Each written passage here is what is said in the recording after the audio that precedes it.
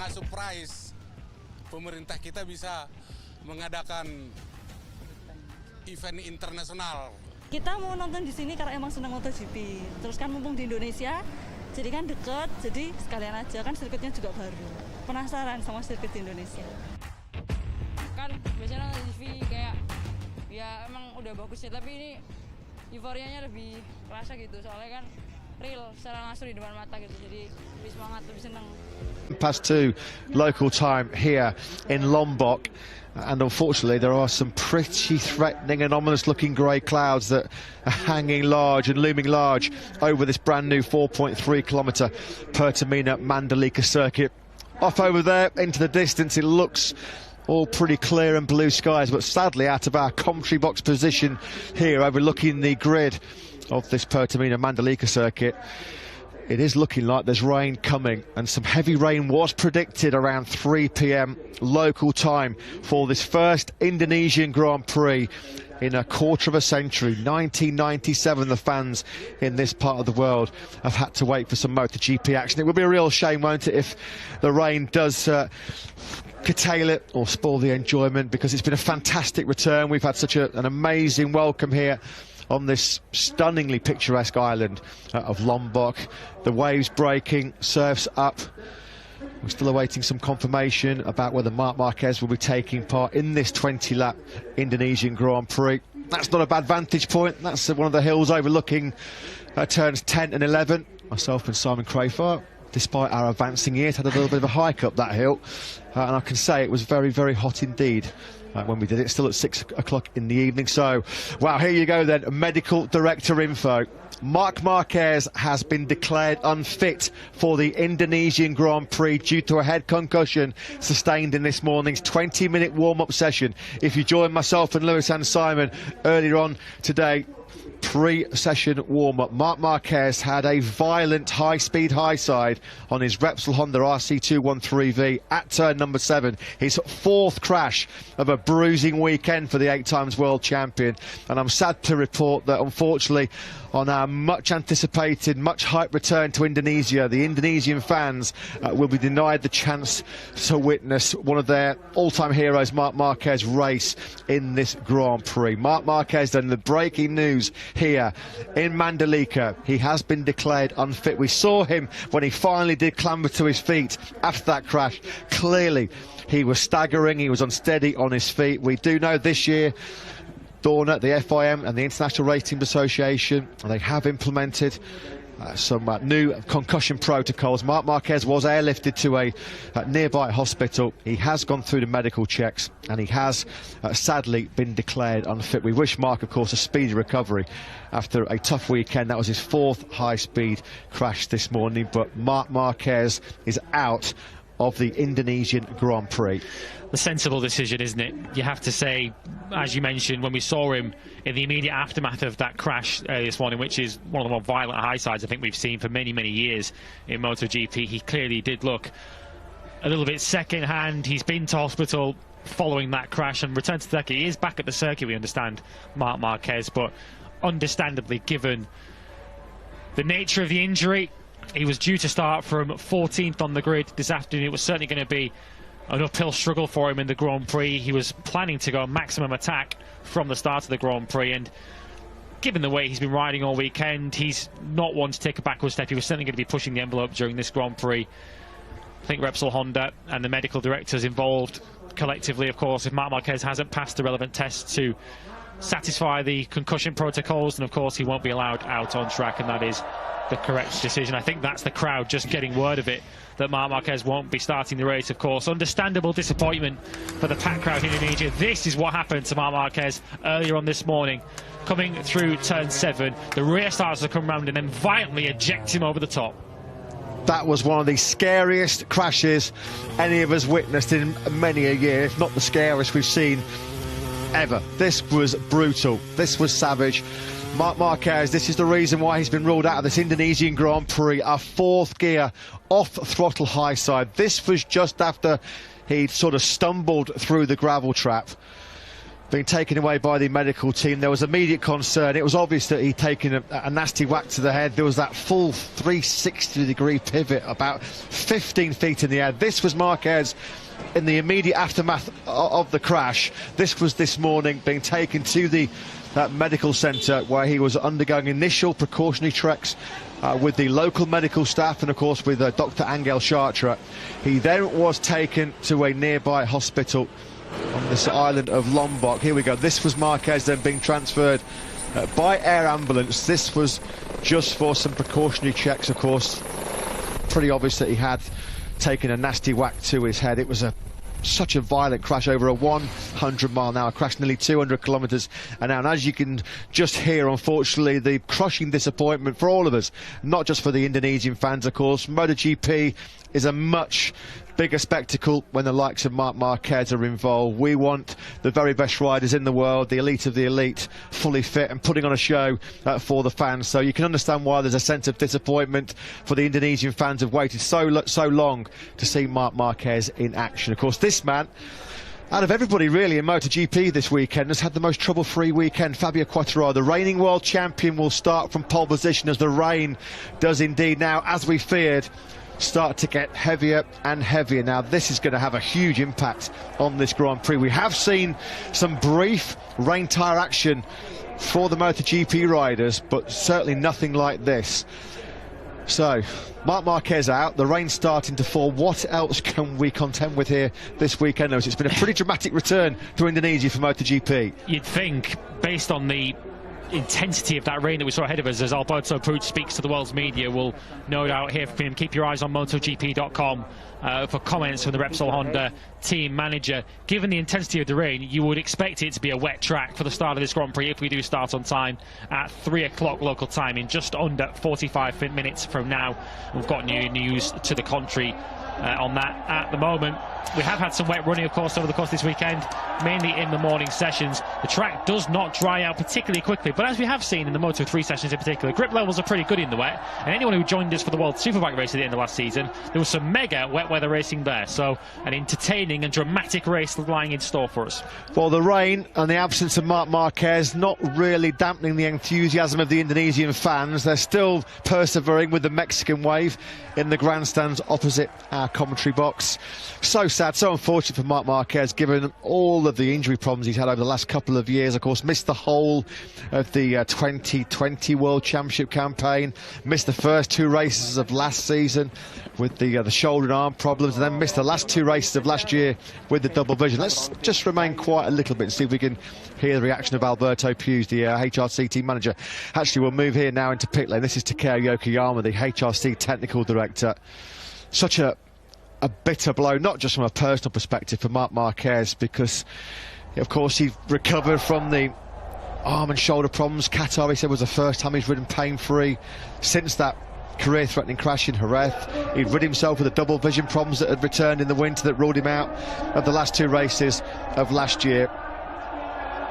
It's a sad sight not to see him in action here. There we go, there's the Mexican wave then from the Indonesian fans. We're about 7 minutes away from the start of our MotoGP coverage here in Indonesia with the shortened Moto2 race. That gives us the opportunity just to have a little bit of a break before our coverage returns for the MotoGP race. 3 p.m. local time, the shortened 20-lap race will get underway. Our coverage will start at 2 local time. The breaking news, of course, Marc Marquez unfit for the Indonesian Grand Prix. For the time being, then, myself and Lewis will just take a little bit of a breather before we get set for the first MotoGP action in Indonesia in 25 years. That's all coming up in about 7.5 minutes' time. Don't go anywhere.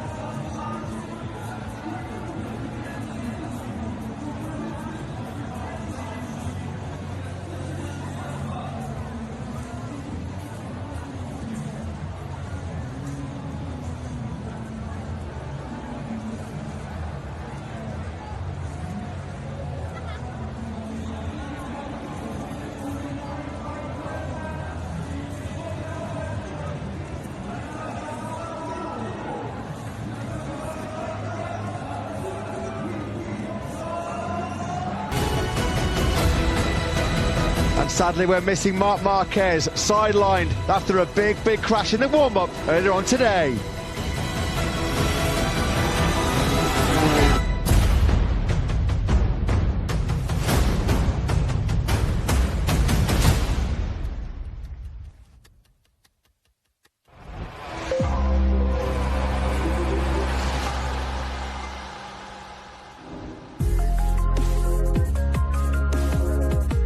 Good afternoon and welcome back to the Pertamina Grand Prix of Indonesia. It's wonderful Indonesia, but sadly it is now a wet Indonesia. The torrential rain that we feared was going to strike and hit this beautiful island of Lombok just before the start of the MotoGP race. More sadly, the forecasts were absolutely spot on. We are now getting torrential rain falling over this all-new Pertamina Mandalika circuit. It's cooled it down to 26 degrees air temperature, 89 degrees on track. Will that 13 miles an hour wind blow away some of this heavy rain? But that graphic is pretty much spot on. It is very heavy rain. We are just, what, about 30 minutes or so away from the start of our first Indonesian Grand Prix in 25 long years. Our last visit to the Central Circuit in Jakarta back in 1997.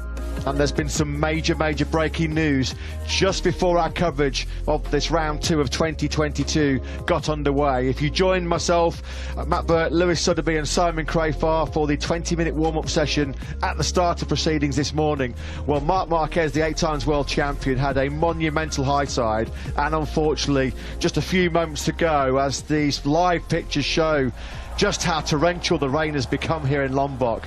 Marc Marquez, the 29-year-old Spaniard, unfortunately ruled out of what was already a shortened Grand Prix.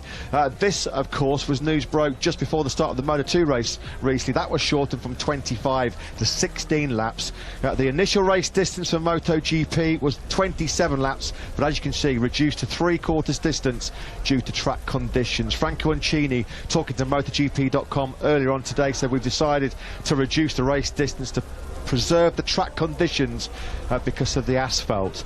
It's been extremely hot throughout this weekend. Of course, we know there was issues with the surface pre this weekend after the test in February. The Pertamina Mandalika officials did a great job to resurface from turn 17 through to turn 5, but it's the poleman, Fabio Quartararo, the world champion, seeking shelter.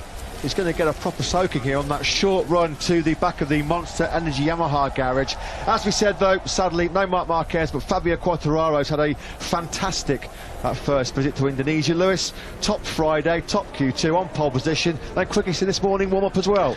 Just the weekend up until this morning, I suppose, that Fabio Quartararo needed. He was hoping for better here, having suffered badly in the first Grand Prix of the season. We've been speaking all through pre-season as the lack of straight line speed and horsepower that Yamaha were looking for, and Quartararo saw that from start to finish, in Qatar, literally to the finish, when he was out-dragged to the line by Joan Zarco for 8th position in that Grand Prix. Quartararo getting his title campaign underway with 9th. That was statistically Yamaha's worst start to a season since 2006, when they only finished 11th with Colin Edwards in the first Grand Prix of the season that year.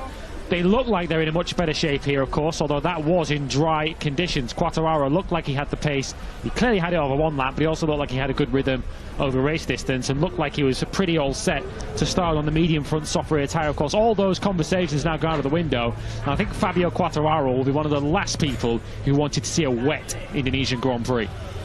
Yeah, Ducati's start to 2022 was a bit of a damp squib in Qatar, wasn't it? Unfortunately, it looks like Pecco Bagnaia trying to kickstart his 2022 title challenge in what will be a very wet Indonesian Grand Prix.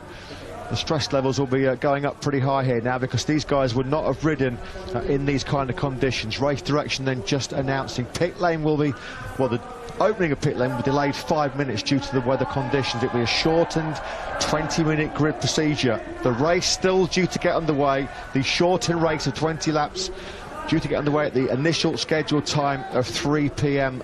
local time. But it's got so dark here, we've even had to turn on the lights in the commentary box. Really has gone quite bleak, unfortunately, Lewis. It has, and it does turn the race on its head. As I mentioned, Fabio Quartararo hasn't been famed as a wet weather rider, nor has that Yamaha necessarily been notorious for finding its best form in wet conditions. Quartararo did get 3rd place in that flag-to-flag race at home at Le Mans last year, but we saw particularly at Misano, it was the whole reason why he had to make that roaring comeback for the World Championship from 15th on the grid in Misano, just because he could not get to grips with the wet conditions there, all the in-between conditions, but there's certainly no in-between in this. It is fully wet. Here's a man who will certainly feel this is an opportunity, Joan Zarco. The Ducati, of course, often goes well in the wet. Zarco, too, goes well in these conditions. He was 2nd in that race I just mentioned a moment ago at Le Mans last year. Of course, Joan Zarco, 225 Grand Prix starts, 85 of them in the MotoGP class, still chasing that first MotoGP victory. Could these conditions provide him with the opportunity he needs to break that duck today? So, as you mentioned, the breaking news just a few moments ago, the unfortunate confirmation, the news that the Indonesian fans feared, the news that we all feared, of course, everybody connected to Marc Marquez and Repsol Honda feared. Due to a high-speed, high-side in this morning's warm-up session, Marc Marquez has been ruled out of this afternoon's Lombok encounter. This was in the warm-up session. He'd already had a big scare at turn 10, and then that was the most massive of high sides, the highest of high sides for the world champion. He was taken to a nearby hospital for checks, and he has been ruled out of this Indonesian GP due to a head concussion. horrendous high side for Marc Marquez. He did stumble and stagger away from that crash at turn 7. His Repsol Honda was completely written off, totally destroyed. This was this morning. Pictures taken when we had some sunshine. Seems like a long time ago now on race day here in Lombok. Taken to the medical centre, accompanied by MotoGP medical director Dr. Angel Sharchi. You can see there are very pensive looking and apprehensive looking Emilio Alzamora on the scooter. Alberto Puz there, the HRC team manager. At this stage, of course, they'd be hoping that Marc Marquez would be declared fit, but they would have seen the pictures like we all did. Clearly he'd taken a whack to the head in that horrible crash, and unfortunately it's the worst possible news that we wanted to bring you. Marc Marquez has been declared unfit. He will not take part in what is going to be a very wet 20-lap Indonesian Grand Prix. Here's Maverick Vinales then. He starts, well, he will start now 18th on the grid. It was due to be 19th. In fact, no, on our timing screens in front of us, they have now updated the grids and removed Marc Marquez from it. So 19th on the grid for Maverick Vinales. Had a tough weekend and a tough start to the season for him. Not sure how he'll feel about these conditions, Maverick Vinales.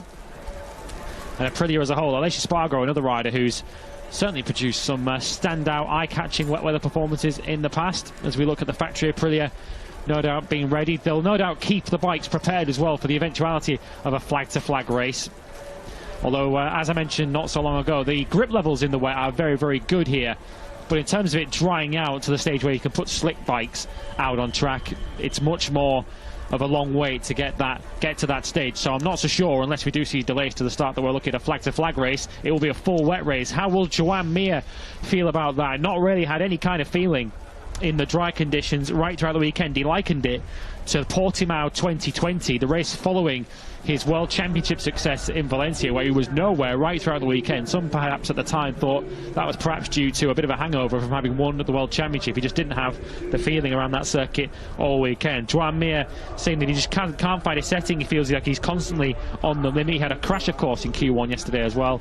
As the safety car begins to head round, and confirmation on your screen, the race is delayed due to weather conditions. It was due to get underway in 25 minutes time. That will now be pushed back. Of course, any further information on when the new start time will be, we will of course let you know as soon as we do. Yeah, there's no way they can start this Grand Prix, Lewis. While you were just talking now, I sort of poked my head through the window of our commentary box and I can see standing water forming at the back of the grid. So no surprise whatsoever that the race has been delayed. We were hoping that the race would get underway at the scheduled time of 3 p.m. local time, but the safety car with Loris Capirossi and Franco Ancini, the safety delegates, long-term safety delegates, of course, associated with the MotoGP World Championship. They've been out in the BMW safety car, and there are some concerns about standing water. So as soon as we do get any updates and some concrete information on when this already shortened to 20 laps Indonesian Grand Prix will get underway, of course we will let you know. So what a dramatic race day we've had already here in MotoGP. The race shortened due to track conditions. Now we've got this torrential rain, which is going to further delay the start. Sadly, we're going to be missing Marc Marquez as well. Here's Enea Bastianini then. What a start it was to life as the Gresini Ducati rider. Emotional scenes. A stunning first victory in MotoGP for the Italian. Fought his way through on that medium rear tyre. He's been so good throughout his career in Moto3, Moto2 and in MotoGP. That tyre preservation, that was always going to be key in Qatar. It was going to be key, we thought, in the dry conditions here in Mandalika, but not in a million years are we going to get a dry race. And as Lewis mentioned, there'll be a few nerves, anxious moments now for Fabio Quartararo, because he has had one weak area in MotoGP in his career. It has been in mixed conditions and in full wet conditions. Rest assured it will be a full wet Indonesian Grand Prix. Yeah, Enea Bastianini then, the reigning or the current World Championship leader who we saw on screen. Well, of course, he won't have all that experience in wet MotoGP races. If we cast our minds back to Le Mans, the flag-to-flag race we had last season, Enea Bastianini finished 14th in that race.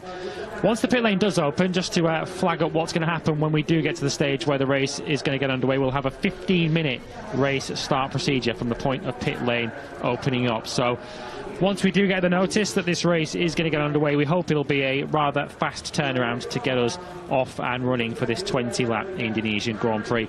As mentioned, as soon as we have information on that, we'll let you know. But just to confirm, a 15-minute grid procedure, so once pit lane is open, we'll be off and running soon after that. I have to say, as we look inside the Pramac Ducati garage off into the distance, it doesn't look like there's going to be any quick break in the cloud cover over this Pertamina Mandalika circuit. The rain was due to come in at about 3 p.m. local time. Sadly, it's come that a little bit earlier. There is Jorge Martin's position on the grid. Let's pop down to pit lane. Simon Crafars managed to grab a word with Tech 3 KTM boss Hervé Poncharal. His men now, Raul Fernandez and Remy Gardner, promoted up to 20th and 21st on the grid.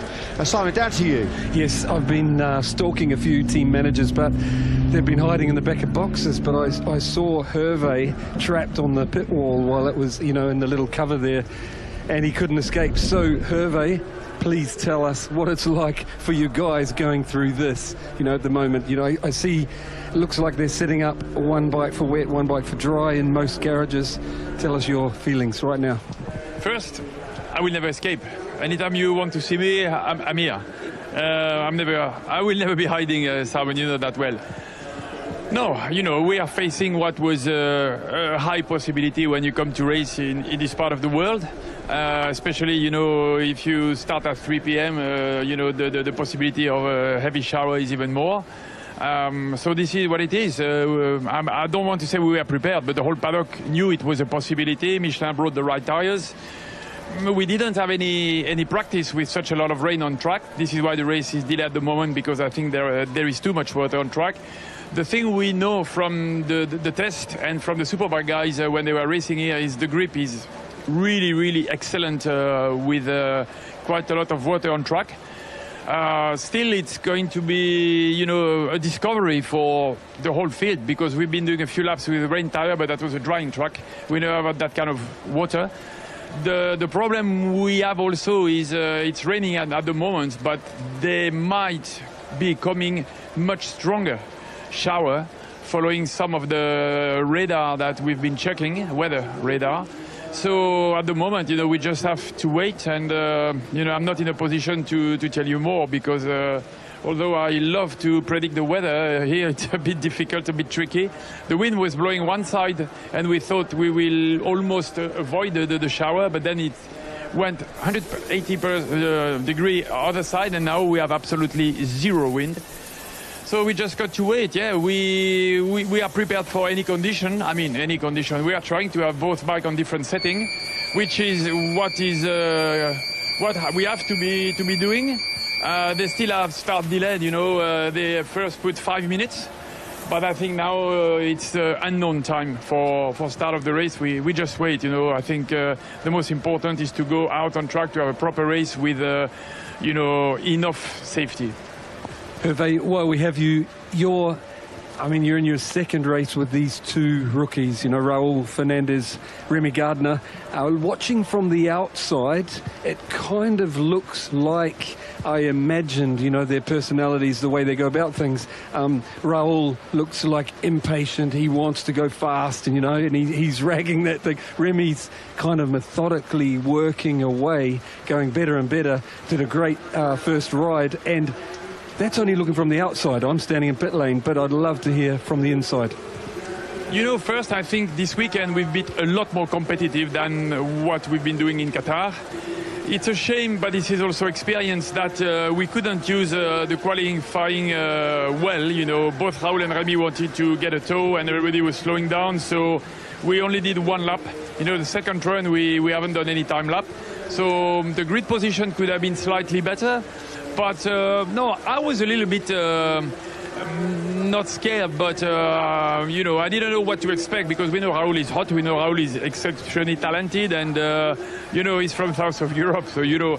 But I have to say that even after Qatar, where he ended up, let's say, last, he took all the positive out of it. He told us, you know, Brad Binder finished second, so I know the potential of the KTM is high. He's a potential winner. So this has been really good to me, and I know now, instead of trying to adapt the bike to my riding style, I've got to change my riding style and adapt it to the bike, because I trust the bike. The whole weekend he's been fast, pushing quite hard. I think the worst was the qualifying, but we know the potential is here. But I mean, he's okay. He's okay to handle, and for sure he wants to do more, but he understands there will be a time to learn and understand. On Rémi's side, this is a dream. You know, Rémi is a no worries guy. You know a bit. You're coming from New Zealand, and it's not far from Australia. No, Rémi is absolutely cool. You know, he's fast on track. He knows there is some job to do, but he's having fun. And I was a bit scared when I was reading the comment of Raul and after the Moto2 season last year, and I thought it was going to be difficult to handle. But honestly, if you come to the Red Bull hospitality, you will see most of the time, you know, they eat together, they laugh together, they share information. We stayed at the same hotel, of course, you know, the whole team, and they were playing together by the pool. So, no, at the moment there is a great atmosphere in the team, and you know, it's only round 2, but I think you know, the idea, as for any rookies team, is to learn step by step and to improve. Hervé, thank you very much for that. Thank you, Simon. Yeah, thanks very much then, Simon, and to Hervé Poncharal. Some breaking news in here for you. The pit lane is going to open at 15:55 local time. That's 14:55, correction. It's just slightly wrong on that information in our commentary box. So in about 10 minutes' time, we're going to have a quick start procedure, a 15-minute quick start, hoping to get the race underway at 15:10 local time. Aleix Espargaro isn't entirely sure, is he, in those conditions? Of course, a good start to the season for him just a couple of weeks ago, and the Aprilia team in general. A breakthrough of sorts for them. There's the correct timings for the anticipated start of the race. Apologies for the error on our timing screens, which were giving us a little bit of a fear that we might have to talk for another hour, which of course is not what anybody watching wants, when we'd rather watch motorcycles go on the racetrack. Of course, we'll update you on any changes again to that schedule as we go. But as mentioned, Aprilia, a really good start to the season for them. The closest in time they've ever finished to the race winner, just 2.2 seconds between Aleix Espargaro and race winner Enea Bastianini, justifying the hype that had been put in that new RSGP in pre-season, the new agile RSGP. Although Maverick Vinales found it going a little bit tough, Aleix Espargaro is certainly proving that they've made a giant step forward with that Aprilia this year. So just under 10 minutes away then from the start of the Indonesian Grand Prix, already shortened to 20 laps. So you can see on your screens, that's the new schedule. 3:10 local time, the race will start. There's Miguel Oliveira on the factory KTM. You can just hear there the huge claps of thunder off into the distance. Reigning world champion Fabio Quartararo just trying to get some instructions. The race has been declared wet. You reckon? That is no great surprise, is it? As the International Race Teams Associations, that's Danny Aldridge just coming down there, the technical director of IRTA, coming down to have a little chat with world champion Fabio Quartararo. You do wonder whether we will be able to get underway at 3:10 local time, because at the moment from our commentary position it looks like the rain actually starting to get a little bit worse. Pecco Bagnaia having a little pre-race discussion with Jack Miller. As we mentioned, it was a disappointing start for the Ducati Lenovo team in Qatar a couple of weeks ago. Nil points. Bagnaia crashing out from a lowly battle for 9th place, and also unfortunately wiping out Pramac Ducati's Jorge Martin. And Jack Miller, a major malfunction with his electronics. His bike just had no idea where it was around that Qatar circuit, and he had to retire. So the factory Ducati team looking to bounce back, and of course Ducati potentially on course for history today. They won the last 3 MotoGP races. Were they to make it 4 here today? Well, it would be the first time in their history. Of course, they joined the World Championship back in 2003. There's Rick Crichton, also from IRTA, just keeping Maverick Vinales up to date with the latest information. As we look at the world champion then, Fabio Quartararo. Yeah, I'm not sure he's entirely keen on getting on his motorcycle and heading out on track in 8 minutes' time. Alex Rins was feeling a little bit unwell earlier in the weekend, although he's slightly happier 2 days on. He spoke to the media on Friday and seemed very, very unwell indeed, but yeah, much happier with life. Although Suzuki, from a motor racing point of view, putting to one side their riders' physical conditions, they've had a disappointing weekend, it has to be said. They showed so much promise in Qatar, only for it to fall slightly flat on race day. Jack Miller giving us a wave. I don't think he'll be too phased with these wet conditions. He's shown in the past just how good he can be in conditions slightly less wet than this, but certainly wet. But yeah, Suzuki just did not deliver in the race in the end. Simon Crafar spoke following the race earlier this weekend. He said he reckons that the extra fuel they perhaps had to carry was something to do with that, of course, with the extra power from the new GSX RR engine. But Joan Mir's had a very poor weekend, due to start this Grand Prix down in 17th position. But we can go down to the pit lane now. Of course, the big story of race day so far is the absence from this Indonesian Grand Prix this afternoon of Marc Marquez, a horrendous accident in warm-up. Let's get an update on the 8-time world champion from his team boss, Alberto Puig, with Simon. Alberto, Marc has been incredible this weekend. He almost pulled off something amazing yesterday. I love that he tried. He didn't manage it. But again today, what an incredible big crash. Something like from our day on the two-strokes, you know. I would really like to hear from you for the first time. How is he? And how long do you expect him to be away? But while we have you, also the good work that Pole has been doing, like, towards this race. Well, you know, it's been quite strange because Marc had these 3 crashes and we have to try to understand why. Because this crash from today was brutal. And frankly speaking, we need to analyze. You know, they brought here a different tire and we have to understand everything. And at this moment it's difficult because our rider crashed and we want to understand. So I don't think I can give you any precise info at this moment, but finally he had a massive crash and we decided it was not correct under the circumstances after this concussion in the head to bring him to the track. So we all agreed and that's why he will not race. Regarding Paul, now, you know, everything changed. We have been here always with good weather and suddenly we have a thunderstorm, so it's like completely new paper. We start from zero and I think the rain, the wet races are different and you need a special ability for this. Some guys take more risk, but it's very important to see the real condition of the track, because if it's wet, it's one thing. If it's a river, it's unrideable. And then I think the guys that are checking the track must decide whether it's safe or not. One last thing about Pole, looking from the outside, he looks to be working really methodically, like he's having some difficulties, but he seems to be working well. Look, watching from the outside, you know, trying to get there, trying not to make mistakes. I would like to hear from your side how you think he's working. Yeah, he's trying to do this, as you say. He's trying to stay cool and calm, even in the difficult times. And yeah, this is the target for this year. He knows he has the speed. He knows the bike is better than last year for him. So it's a matter of trying to stay cool when the situation is not easy. This weekend they brought a tire that is not fitting us. It was unexpected. So in the test he was super fast, and in the Grand Prix here he was not so fast. But he's trying to stay calm, but now with this story, it's another page. Alberto, thank you very much for your time. Thank you.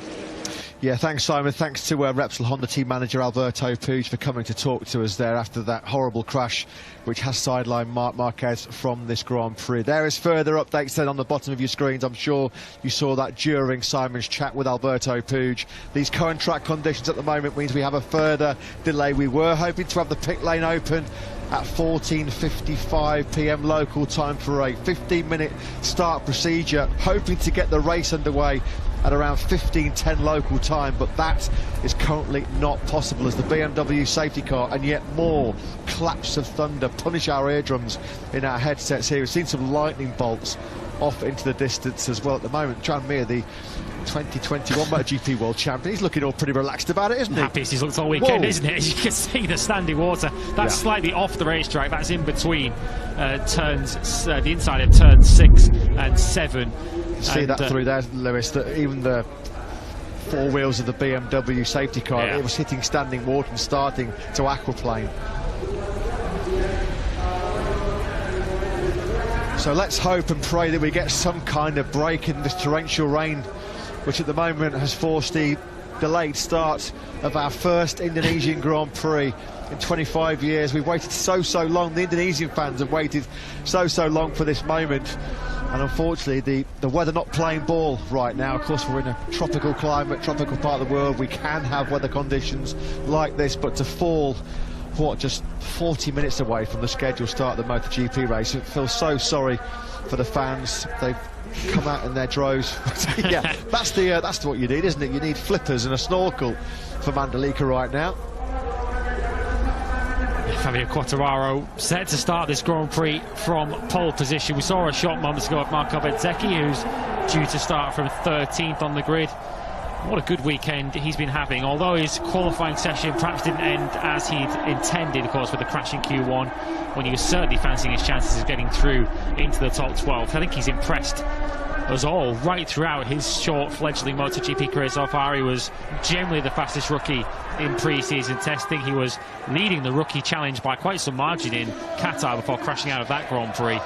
And then, of course, right throughout the weekend, he's looked pretty good. In FP4, of course, he was fastest for a lot of that session before being pipped in the end by Franco Morbidelli, and a crash in Q1 denied him the chance to compete in the top 12. But he's certainly a rider who's shown in the past that he's got a level of wet weather ability, and he's shown over the course of his MotoGP career, of course, just how much talent he's got.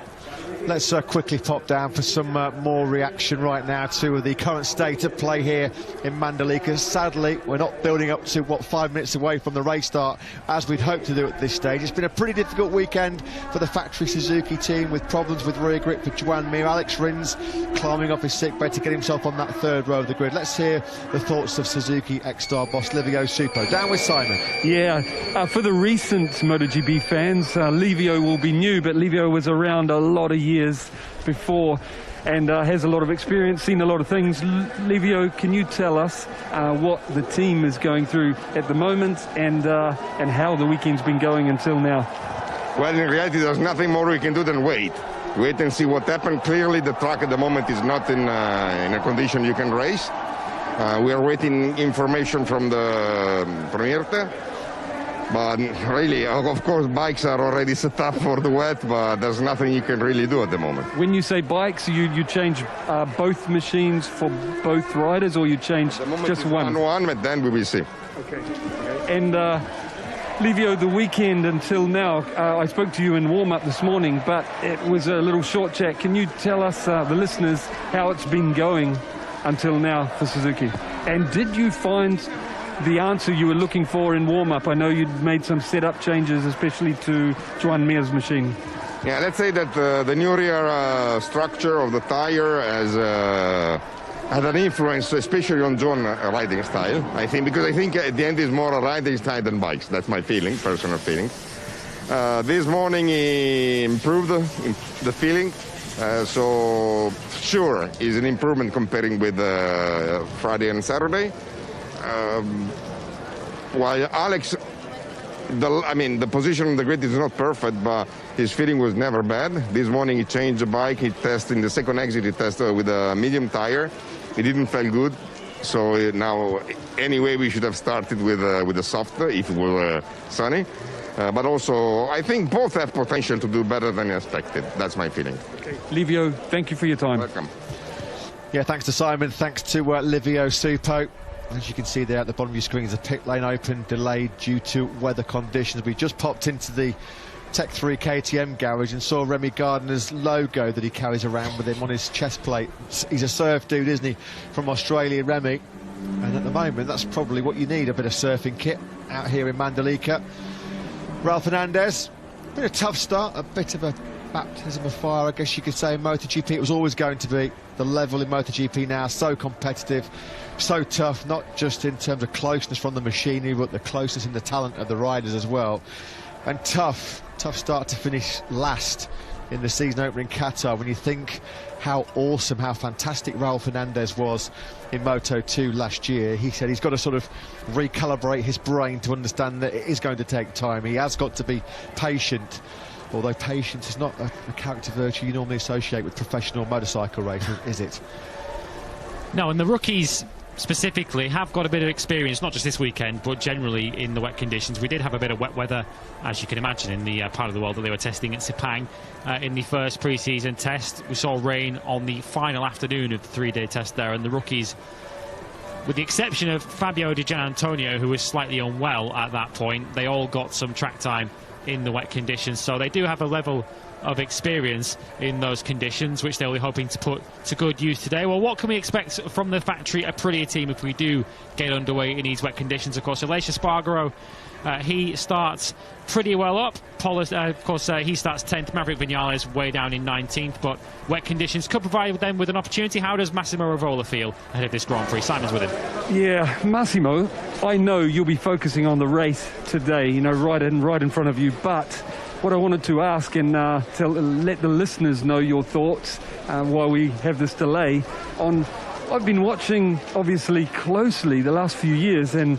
the Aprilia is taking steps forward non-stop, really impressive. And I've been saying on our shows that I believe now that the rest of the paddock, there'll be quite a few riders genuinely interested in riding your machine. I think it's got to the level now, it's proving to be competitive everywhere.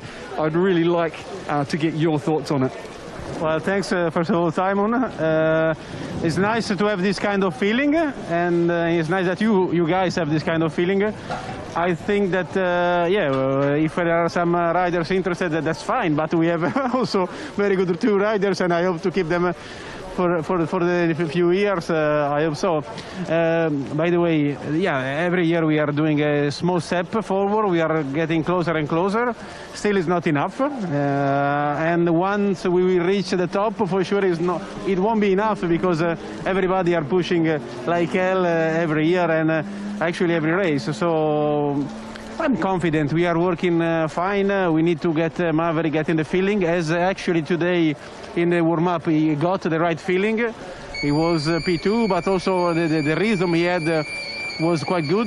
Aleix was as well also very, very good and consistent. So to be honest, for today I was hoping for a long dry race. It doesn't look like it's going to be like that, but let's see. I mean, we are ready. I mean, we know that we are part of the game. We are in the game and we want to play. I saw Maverick had 2 setups one on each bike, and was it a setup change that helped him find the feeling he wanted? Yeah, we did a setup change today to try to get a better feeling, and it worked. I think now Maverick is in a phase where we need to get his feeling before getting the best possible bike. First we need to get his feeling, and this morning it worked. So it's a bit of a pity that he cannot prove during the race that the changes were fine on a dry condition, but we'll see. At least we did a step for sure.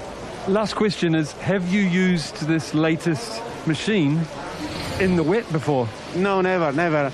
I don't think many of us did it, so, well, if we manage to race at some point today, I think it's going to be very interesting. Massimo, thank you very much for your time. My pleasure. Yeah, we should actually congratulate Aleix Espargaro on the subject of Aprilia. Aleix Espargaro, if you've been following him on social media earlier this week, he sent out a bit of a call to arms to the Indonesian fans to try and get him over the 1 million Instagram followers mark. He promised to give away his helmet, almost to the point to throw it into the crowd if he made it. He started the week 60,000 followers away, and we're delighted to say that with a day or 2 to spare, Aleix Espargaro succeeded. The Indonesian fans tipped him over the 1 million followers mark. So should we get underway and should this race take place and Aleix Espargaro reach the finish of it, those fans could be lifting their hands ready to catch Aleix Espargaro's crash helmet in an hour or 2's time. Yeah, good job by Aleix Espargaro. And finally, after all the delays, we did eventually get the pit lane rubber duck. It was bound to happen, and finally Suzuki, they didn't let us down, did they? Well, those beaches have been beautiful, sun-drenched and sun-kissed all week so far. Unfortunately, just at the biggest moment of the weekend. Right now, we'd be thinking or hoping we'd be calling the 2nd or 3rd lap in the first Indonesian Grand Prix for 25 years. But at the moment, all we can do is look skywards and hope that at some point the rain will abate and we're going to be able to get a shortened 20-lap race underway. The pit lane, as we said, it has been delayed due to the weather conditions. The opening of pit lane, it was due to be open at 14:55. That was about 7 minutes ago, with an ideal delayed race start of 3:10 local time. Well, as you can see, that will not be currently happening. As soon as we have any further information about a potential race start, of course, you'll be the first ones to know.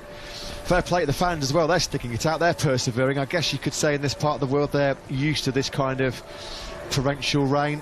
I think I'm sure I was told by the locals we're kind of at the back end of the rainy season, so we've been pretty unfortunate to have been stuck with this weather. Let's keep our fingers crossed. Let's keep everything crossed so that these fans who've waited such a long time to see the best in the world in MotoGP race here in Indonesia, that they get to see some track action. As we mentioned in the warm-up session, what a day it was 2 weeks ago.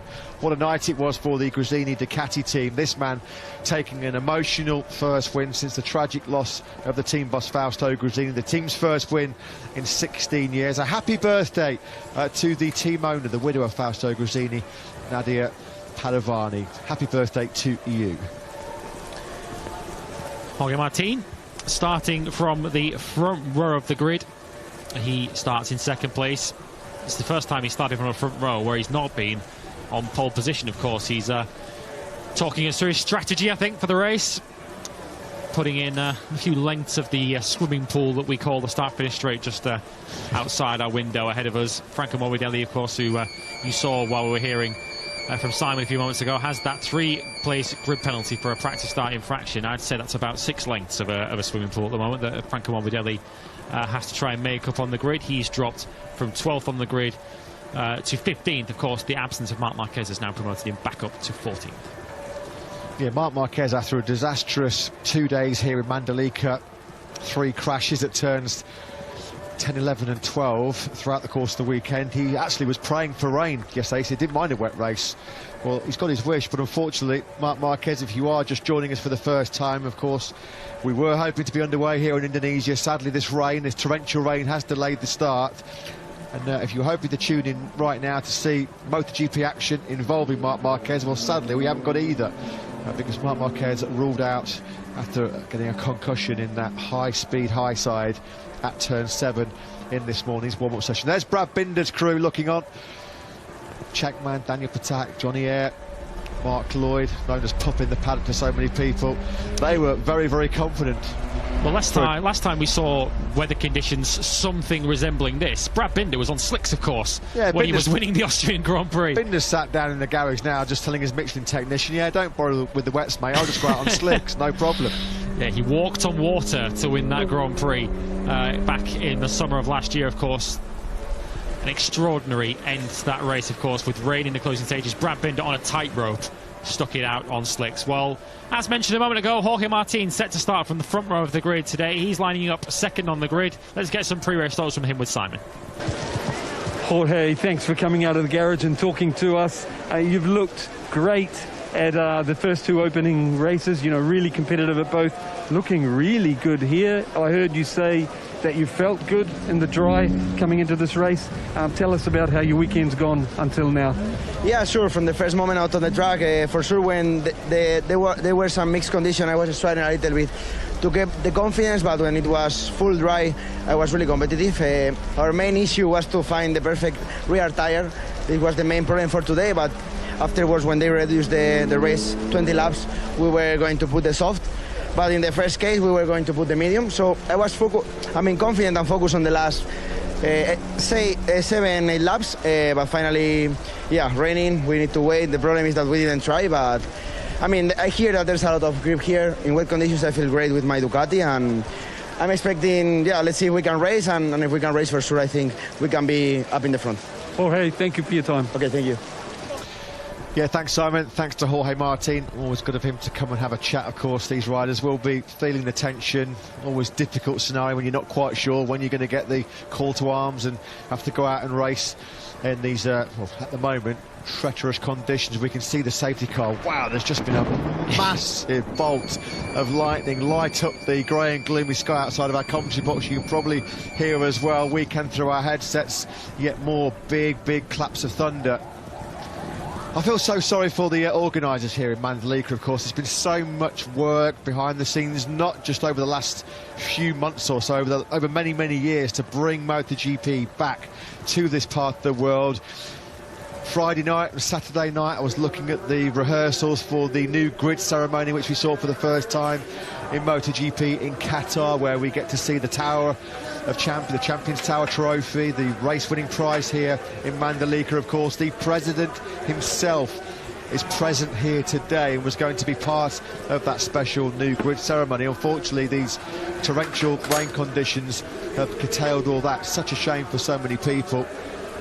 Lewis, of course, you've got to understand and get a taste of just how popular MotoGP is in this part of the world. You attended that amazing pre-event where the riders did a parade in downtown Jakarta. It was like Beatlemania. It was like the Rolling Stones were in town.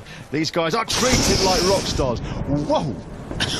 Well, we said that there was some claps of thunder and bolts of lightning. What a get that is by our camera crews out on circuit.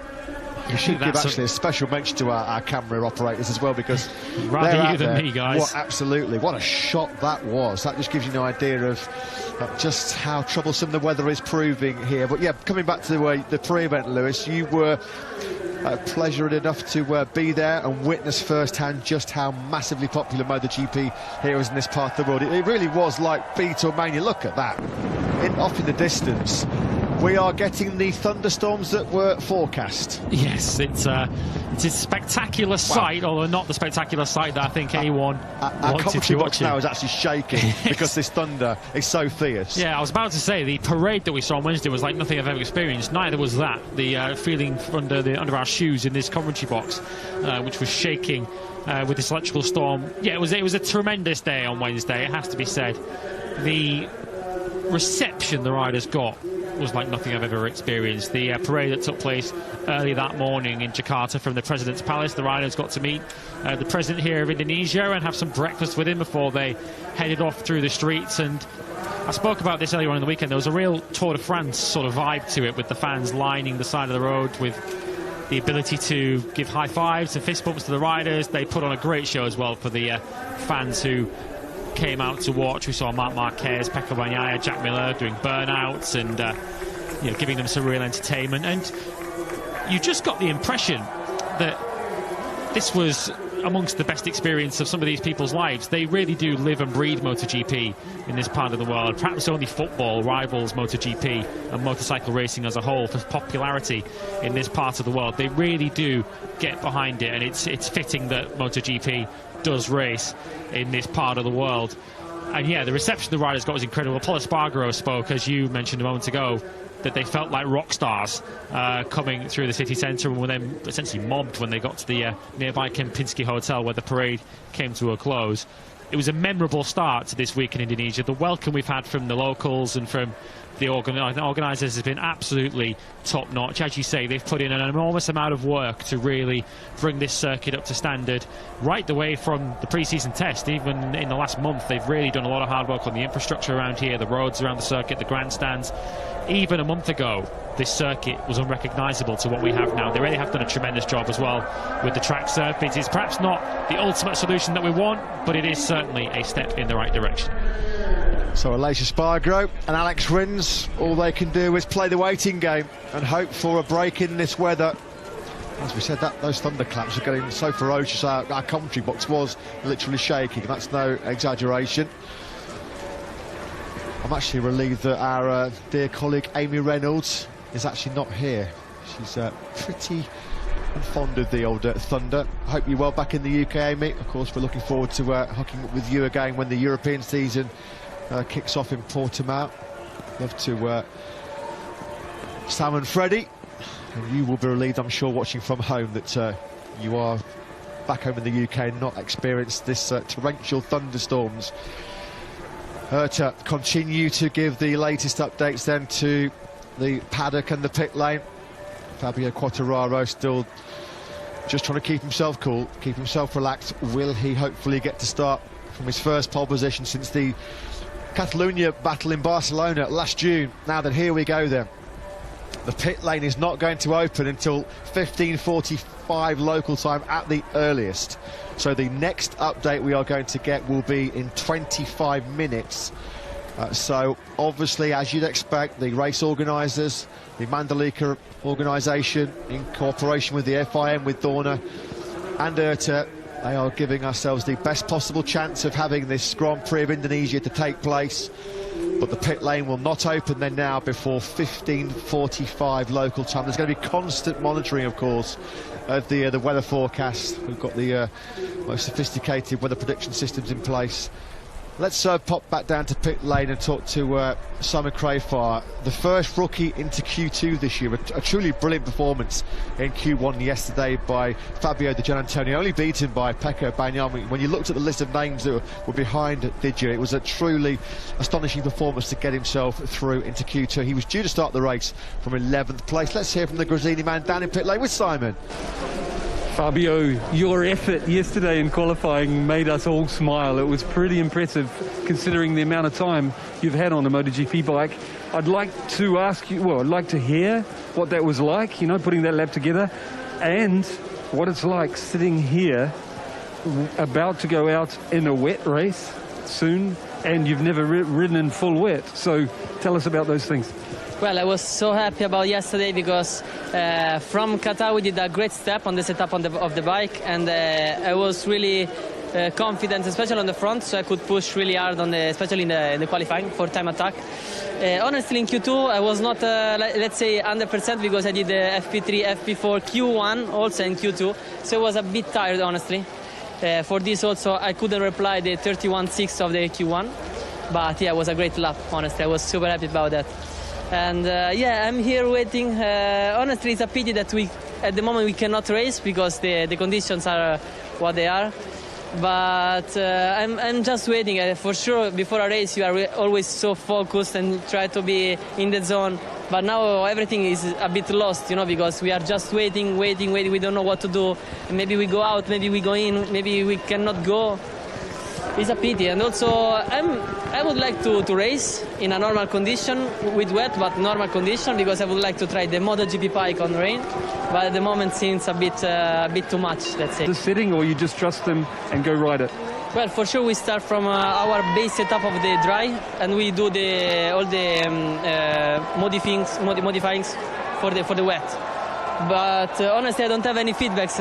Also, then said to me, go out and enjoy, because we don't know anything. So also for me, it will be my first time, and yeah, I'm waiting.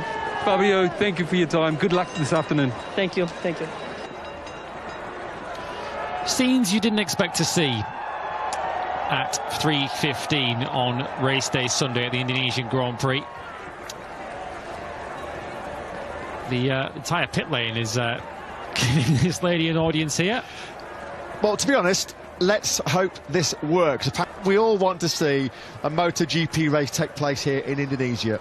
Well, if the rain stops and we do get a race, she should get the 25 points, quite frankly. Yeah, absolutely. She should get a special award at the end of the season from the FIM and from Dorna. Let's keep our fingers crossed that we are going to get the race that we've all come here for, the first Grand Prix of Indonesia in 25 years. There you can see, though, at the bottom of your screens, the pit lane will not open before 15:45 local time. The bigger issue we may have, in addition to the obvious issue, which is the quantity of rain that's falling, is the sunlight. It's due to get dark here around about 6:30, just before 6:30 local time. So we've got around 3 hours to play with before it starts to get dark here, and you just wouldn't be able to race even if it was bone dry. So we are going to get to the stage at some point where that does become a deciding factor. But of course, at the moment, still no reason to panic necessarily too yet. We've still got plenty of time for conditions to hopefully improve. And of course, with Moto3 and Moto2 having already raced earlier today, this is rather different to perhaps the scenario that might be coming to people's heads of Silverstone in 2018. We have only one more race to go. Marc Marquez was hoping to start it. And speaking to our colleagues at DAZN with Spanish TV, he's been speaking that he feels good, a little bit stunned, but he is okay. We saw Marc Marquez on his feet and, of course, heading to the hospital via the air ambulance, but under his own steam, on his own 2 feet. And we, of course, hope to see Marc Marquez back in action in 2 weeks' time when we return to Tomás de Rio Hondo for the Argentinian Grand Prix, another circuit, much like the race that follows that, the Circuit of the Americas, for the Grand Prix of the Americas, 2 circuits that Marc Marquez has had great success at in the past. Yeah, good to hear. Marc did make his way back to the paddock, and he was able to talk to Spanish TV, as Lewis said. He was stunned. We've all been stunned by his crash-strewn weekend in here. That bruising crash in the warm-up session this morning at turn 7, when he was violently flicked a good 15 feet in the air. I mean, it was one of the worst crashes I've ever seen, and I've been around this MotoGP paddock since 1996. The good news, of course, was that Marc was relatively okay. He was concussed. The bad news, ruled out of this Indonesian Grand Prix, which at the moment, unfortunately, has not yet got going. We are waiting patiently, as is the entire pit lane, hoping and praying that we will get the race action underway as soon as we possibly can. There's Razlan Razli, of course, from the With You RNF team. We just saw there Darren Binder looking as relaxed and as cool and calm as ever. Nothing will faze for the South African at all. Lynn Jarvis there looking on as well. Will Fabio Quartararo get the chance to start from that pole position? The 1:31.067 that he set, just over 24 hours ago now, as yet another big bolt of lightning illuminates the sky out of our commentary box position here. And then again, there's another big clap of thunder. Unfortunately, the forecasts were absolutely spot on. When we walked into the media centre this morning around 7:30 a.m. local time, the first journalist that came up to me went, "Hey Matt, you do realise that there's going to be thunderstorms at about 3 o'clock this afternoon?" And I was trying to be as optimistic as I possibly could and said, "Hey, yeah, but we know how quickly the weather can change in this part of the world." Sadly, for once, that forecast was absolutely bang on the money. Let's pop back down to pit lane again and talk to Simon Craig, who I'm delighted to say he's grabbed the quick word with Aussie Jack Miller. Down to you, Simon. Jack, you're famous for being able to adapt quickly to changing conditions. Can you give us a bit of a run through how the weekend felt until now and what you're hoping for? Yeah, the weekends felt all right. I mean, starting 9th on the grid definitely wasn't what I was after yesterday in qualifying. And yeah, the track won't dry completely, but I think some areas will become dry towards the end of the race. But no, fingers crossed it just stops now and we can get back underway. Jack, thanks for your time. Good luck. Mate, thank you. Yeah, thanks, Simon. Thanks to Jack Miller, yeah, echoing the sentiments of all of us here in Indonesia. We do hope that we can get underway. If you are just tuning in, we have a delayed start. Fabio Quartararo is not obviously expecting any action soon. He's got back in his team clothing. Oh, dearie me. Terrible mistake. Was that his ice cream? Oh dear, that's the first mistake Fabio Quartararo has made all weekend so far. That's a little bit of a red-faced moment for our pole man and our reigning world champion. Now, this lady is doing some sterling work now. She's been out on the grid. She is trying to banish away this rain. We sincerely hope it does work, as Fabio Quartararo makes his first mistake of the weekend, dropping his ice cream tub. Let's hope it's the only mistake he makes of the weekend as well. Nothing that the riders and the teams can do, of course. All they can do is wait patiently and hope that we do get a break in this torrential rain. Pre-race, it was looking very, very good for Ducati. They had 2 bikes on the front row. 4 bikes that qualified in the top 6, including round 1 winner, Enea Bastianini. We've already heard the thoughts of Ducati Lenovo rider Jack Miller. Let's pop back down to Simon, who's got sporting director Paolo Ciabatti with him. Down to you guys. Yeah, I was just saying to Paolo, we've been talking a lot about conditions and that already. What I would love to hear from Paolo's point of view is your 8 very impressive Ducati riders, you know, some rookies, some very experienced. I'd love to hear your thoughts on each of them if you have time. Yeah, sure. I think we have plenty of time. Let's hope the rain stops pretty soon and we can have a race today, because so many spectators and the president of Indonesia is here. So we must have a race, I think. What can I say? I think we were impressed positively by all the riders, obviously starting from Enea. You know, he did a fantastic job in Qatar, riding impressively. It's his 2nd season in MotoGP, but for sure to be able to qualify good and then to be so strong in the race and make no mistakes was amazing. Unfortunately, if we talk about Pecco and Jack, obviously Pecco had that crash. You know that we were trying a few things during the weekend, so probably our riders lost a little bit of confidence, so they couldn't really feel comfortable on the bike. And from Jack's side, unfortunately, he had an electronic problem, so our fault. Here, I think we saw that we had 7 riders in the top 12, and the 13th rider is another Ducati Bezzecchi. So, I mean, all of them super fast. If we go back to Bezzecchi and Marini, I think they showed here that they can do very good, especially Marco is impressive here. I think Luca was very good during the test, but also for him, being on a 22 bike, he lost a little bit of confidence in Qatar, but he's gaining it back here. And also for Di Gianantonio, wow, Q2. So Fabio is also a rookie, which is doing very good. And obviously the Martin Zarco, we don't have to say much because they have been so strong all over last year, and they continue to be very, very strong here, starting from the first row. So I think we will have a wet race. I think it's probably in a way better for us because if we do a shortened race, 20 laps with Fabio Quartararo, I think it would be very difficult if he can get a good start because he had an impressive pace on dry conditions. But this condition, I think, will help us a little bit more. And then we see, obviously, rainy condition always a kind of risk and gamble. But all our riders are very comfortable in these conditions. So looking forward to the race. Paolo, through testing, winter testing, it looked like you had found a faster engine, and Ducati never stopped developing. We see that. It looked also that the riders lost a bit of confidence, as you said. I can imagine soon that bike will be better than the 21 bike, but have you found the direction now, do you believe? Yes, as you know, there are 3 different options of Ducati engines available this year. There is a 21 version, which is what the Gresini riders and Bezzecchi have. Then there is what we call hybrid version of 2022 with some features of a 21, and this is for the 2 factory riders.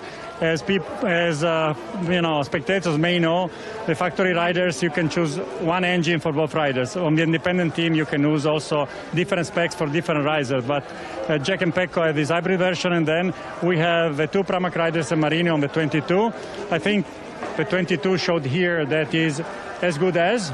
Hopefully, there is some room for improvement, but I think the main problem was because we were trying a system that was probably not yet mature, as you can say, to be used in the race. So once the riders, we decided to go back to something more standard. In Qatar, riders had lost a little bit of confidence. So I think here we went back to a more normal setup, and the results prove that this is the right direction. So we have time during the season to bring into the race something new. Paolo, last question for you. In the future, I'm thinking if that engine is faster, the 22 engine, and we get to somewhere like Austria and you've had time to develop it, do you expect it to start to shine there? As you know, once you make the choice, it's made for the whole season, no? So we have to stay with the selection that has been made. And obviously, we think, honestly, to be totally transparent, it's so difficult to improve an engine like the engine we were using last year because it already reached a very high level of performances. So obviously, engineers always try to do a little bit better, but sometimes the difference is really small. So it goes back to the feeling of the rider on that engine more than on the actual performance.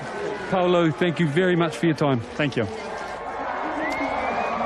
Thanks to Ducati Lenovo team manager Paolo Ciabatti with Simon Crafar. We just saw there is the President of Indonesia. That's how big this event is for the nation of Indonesia, Mr. Joko Widodo, present, hopefully to see some Premier Class race action here.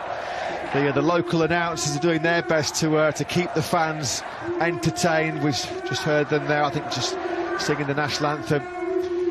Of course, this was a man who rode with 20 riders on that special parade in Jakarta, which Lewis attended. Gave us a real insight and a real flavour into just how popular MotoGP is in this part of the world. It's great to have Mr. Widodo here present for what we hope is going to be a landmark and milestone day for Indonesian motorsport. A landmark day, of course, for MotoGP as well. We've talked about how Spain is kind of the European heartbeat of the championship. I think very much the rest of the world heartbeat for MotoGP is very much in this Southeast Asian nation. They love their motorcycle racing. Marc Marquez flags waving. Unfortunately, when we do get underway here in Lombok, we will not see Marquez in action.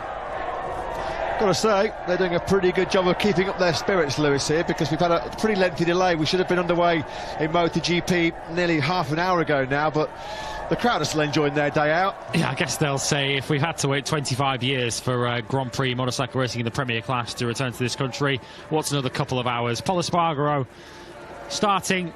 Well, when we got on the plane to fly out here to Indonesia, we certainly didn't expect Pol Espargaro to be lining up 16th on the grid for this Grand Prix. Of course, the changes to the tyres, Michelin bringing this stiffer construction of tyre, the different casing to deal with the heat that we were expecting here in dry conditions, has certainly caught Repsol Honda out. Pol Espargaro was fastest on 2 of the 3 days at the pre-season test here back in February.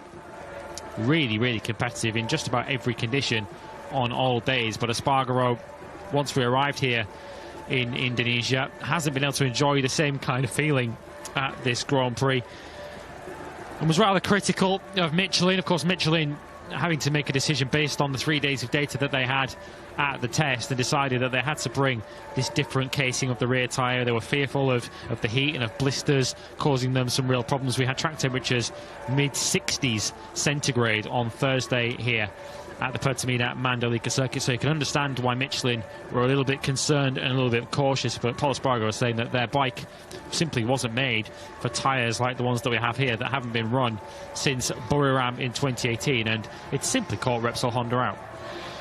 Yeah, just a little update from some of our Indonesian colleagues who've been messaging a media WhatsApp group that the MotoGP media keep involved in, and apparently that lady who we saw on the grid was what they call in these parts of the world a rain handler. It's a term for people in Indonesian society who are believed to be able to control the rain or the weather. Generally, rain handlers control the weather by moving clouds. They service they usually use for big events such as weddings, musics and concerts. Well, let's hope the rain handlers manage to handle this weather. That's a great embrace between two men who've done so much together to bring this sport that we love to a country that loves our sport, MotoGP. Dorna CEO, of course, Carmelo Espeleta, embracing and having a conversation here with Mr. Joko Widodo, the President of the Republic of Indonesia.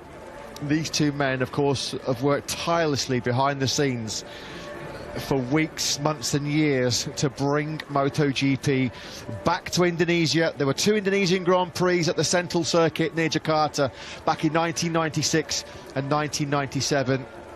Popularity of MotoGP in Southeast Asia has ballooned and rocketed over the last 20 years or so. I remember going to Malaysia and Sepang when Sepang was first built back in 1999. They struggled to get 10,000 fans through the gate. Now you can get 150,000 fans coming to Sepang.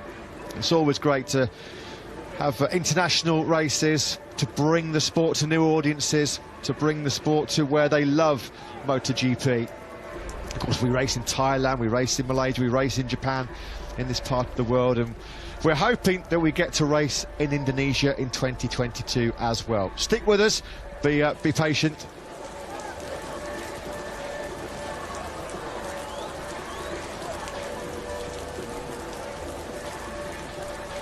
It's been one of the regrets, hasn't it, amongst many of the last 2 or 3 years, of course, with COVID-19. Of course, our hearts go out to everyone who's been affected over the course of this pandemic, but of course it's prevented MotoGP to coming to places like Sepang, and of course we're waiting later in the year to go to Motegi and to Buriram, as well as you mentioned, and Phillip Island. Very, very popular venues with very, very passionate support, where we're hoping to be able to return to later in the year. Has Fabio Quartararo stolen your flip-flops there, Lewis?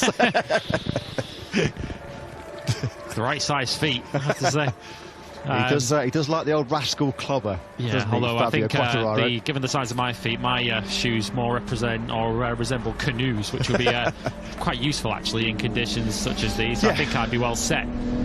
Get your flippers and your snorkel out. I think that's what you need. Well, here's an onboard lap with the difference then of the Pertamina Mandalika circuit. You're inside the safety car heading into turn 1. You can see on screen the standing water still on the circuit. Difficult to really tell from this camera angle whether the conditions are easing or not. Just popped out of the commentary box around 10 minutes ago and the rain was still falling very heavily indeed. Of course, they're trying to clear some of the water, do whatever they can, of course, so that once conditions, if they do improve to the stage where we can go racing, that track conditions don't take too long to sweep up and clear some of that standing water away. So they're really working round the clock here to keep the track in as good a condition as possible. So once we do get notice that a race start could be possible, that quick restart procedure, that 15-minute start procedure, can be commenced. Yeah, I'm trying to remain optimistic, Lewis, as we always do in the commentary box here in MotoGP, but all those hills that we can see off in the distance around this magnificent Mandalika circuit at the moment, you can't see them, such is the heavy cloud cover.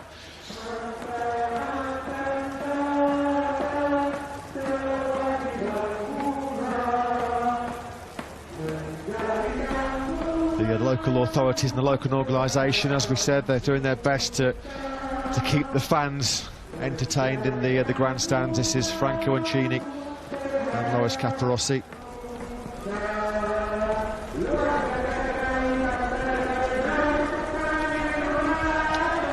Yeah, we've spoken about the passionate support that they have for MotoGP in this part of the world. They also take it as a great source of pride as well for MotoGP to be visiting this part of the world. We mentioned earlier on, the welcome from the locals here has been absolutely second to none. They really have embraced the arrival of MotoGP in this part of the world. You can see the excitement on your screens there. They really do live for this stuff. Yeah, I never thought I'd come to a MotoGP race in Indonesia on a stunning island like Lombok and go out for dinner the first night like we did as a big group, Lewis, to a Mexican restaurant where I was being talked in a Cockney slang by one of the waiters.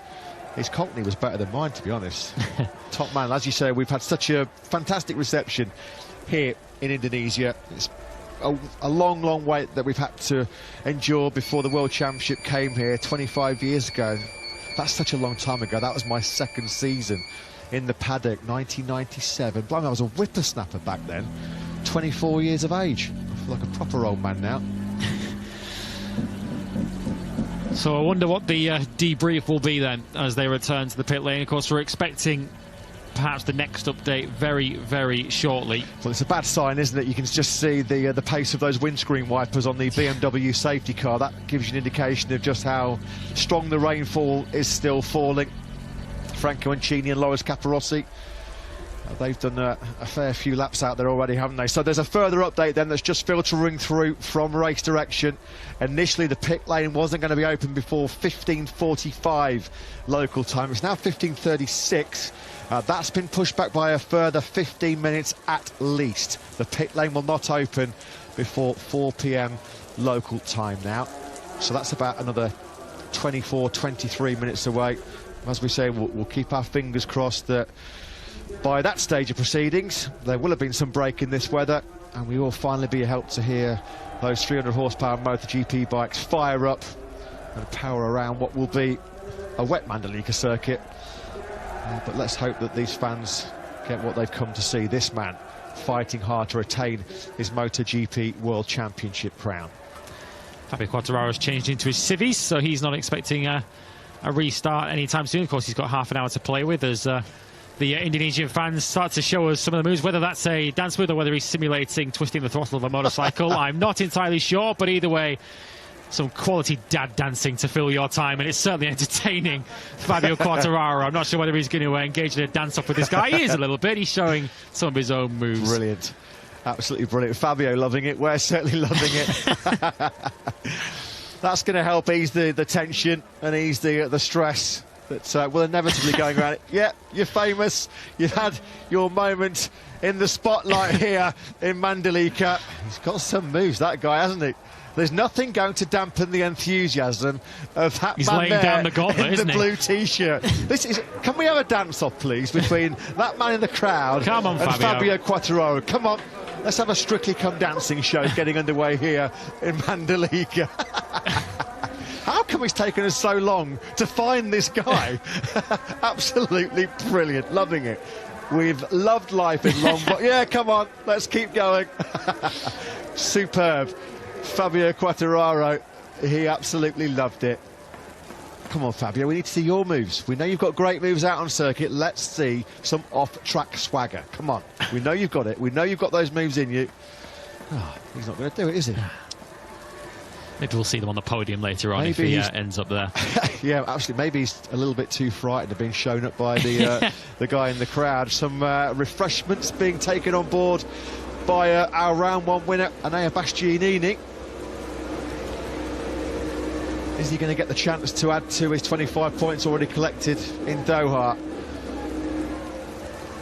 There is the story, unfortunately, of the afternoon here in Mandalika. We did get a Moto3 Grand Prix, we did get a shortened Moto2 Grand Prix, and then just towards the back end of that Moto2 race, actually there was a few rain spots, wasn't there, in that Moto2 battle. You could just sense that those grey ominous clouds that had started to close in on us, they were going to have an impact on the start of this MotoGP race, and unfortunately that is exactly how it materialised, how it panned out. So that's the latest info that we have. Bang up to date on your screens out at the bottom of your picture. The pit lane will not open before 4 p.m. local time.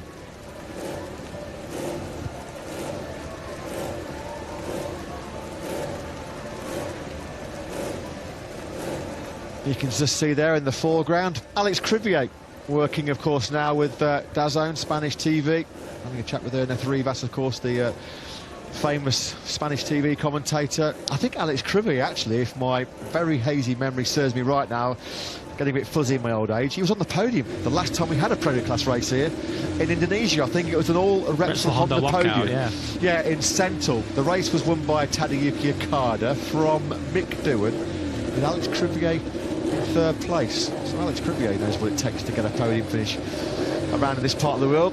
Finally, better late than never, at least we've got a MotoGP bike engine fired up in pit lane. Let's hope that bike is going to get ridden in anger at some stage. We're 20 minutes away from the next update. Pit lane will not open before 4 p.m. local time. Well, you can see everyone obviously huddled up under the shelter. They've been using that shelter all weekend to really keep themselves out of the sunlight and keep themselves in the shade through practice. Many of our colleague Matt Dunn walked down pit lane on Thursday lunchtime, and they had fans outside all the pit boxes to try and keep everybody cool. It's certainly been the heat that's been the main challenge provided by the weather this weekend. Of course, that was the cause of the initial delay or the initial shortening of the race distance. Let's head down into pit lane. We've already seen a very relaxed Fabio Quartararo down in pit lane, enjoying some of the scenes in the grandstands. Let's hear the words from his team boss, Maio Meregali. He's inside. Maio, this must be heartbreaking for you, you know, seeing the rider, your rider, come through practice qualifying as the favourite, really, and especially in my eyes, I really thought he was the man to beat. The only one looking like on rails here when everyone else is struggling, and now it's rained and changed everything. Please give us your thoughts. Yeah, it's a really pity. We are, as you can imagine, disappointed also because we did a 3-day test here 4 weeks ago. We did a really good job. We prepared this race in the best way as possible. We started very well. Morbidelli, for me, he could also start from the first row without the crash yet in qualify. Now, basically, we throw away all the data we gather in 5 days, basically. But I'm really now doubting if we can start, because apparently the tarmac doesn't drain. There is a lot of water, so I don't know until when we will be able to postpone the start of the race. Getting back to Morbidelli, I was really happy to see the old Franco flashes of him come back. From inside the box, do you feel he's back on track? Yeah, definitely. He's very happy now. Every time he wants to push, he's fast. He got back the confidence, the speed. Even in Qatar, for me, he looked much better compared to the winter test, and here even more. It's for sure a good and important point for us, because now we can really compare the two rider data during the race weekend, and as you know, one can push the other one, and that's our aim.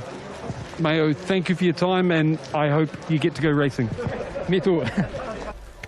Yeah, thanks to Simon, thanks to Monster Energy Yamaha team manager Maio Meregali. It was a real tough start, wasn't it, for the factory Yamaha team, Yamaha in general, a couple of weeks ago over in Qatar.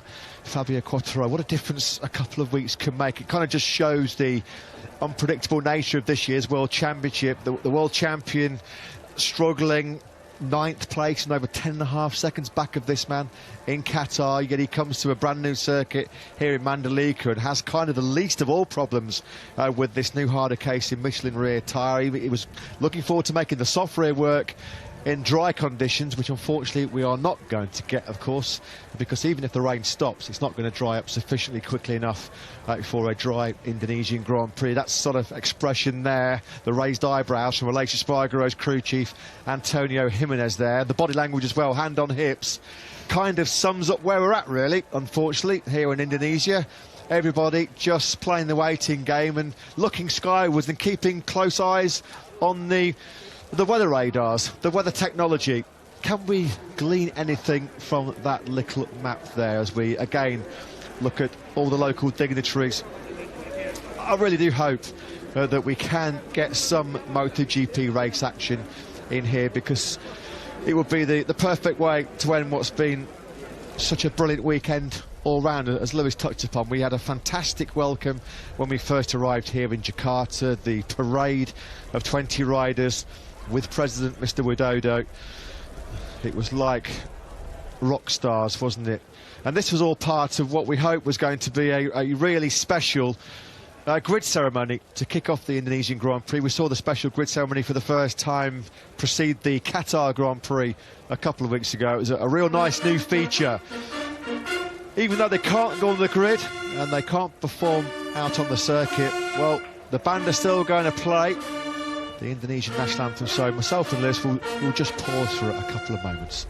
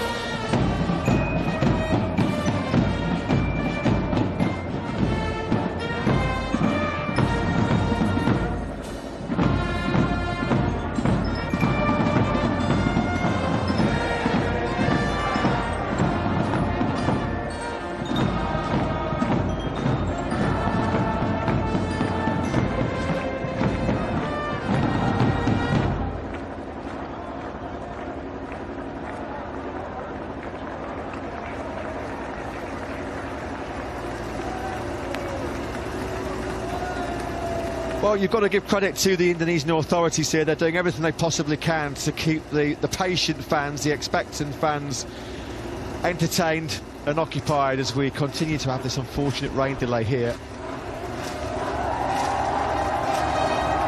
The race, of course, should have been over by now.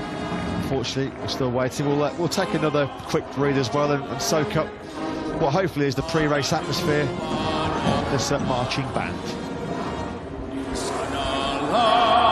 Aku berdiri jadi pandu hidupku, Indonesia kebangsaanku, bangsa dan tanah airku. Marilah kita berseru, Indonesia bersatu. Hiduplah tanahku.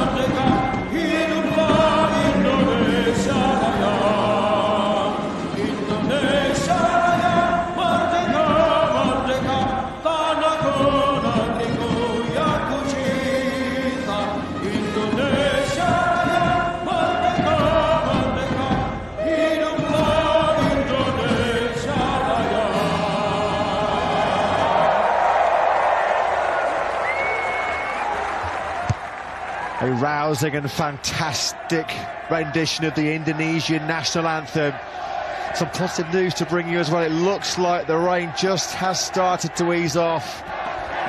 Sure, that made the hairs on the back of your neck stand up, didn't it? The band there playing in front of the President, Mr. Joko Widodo. The fans putting their heart and soul into that national anthem as well. What a picture that is.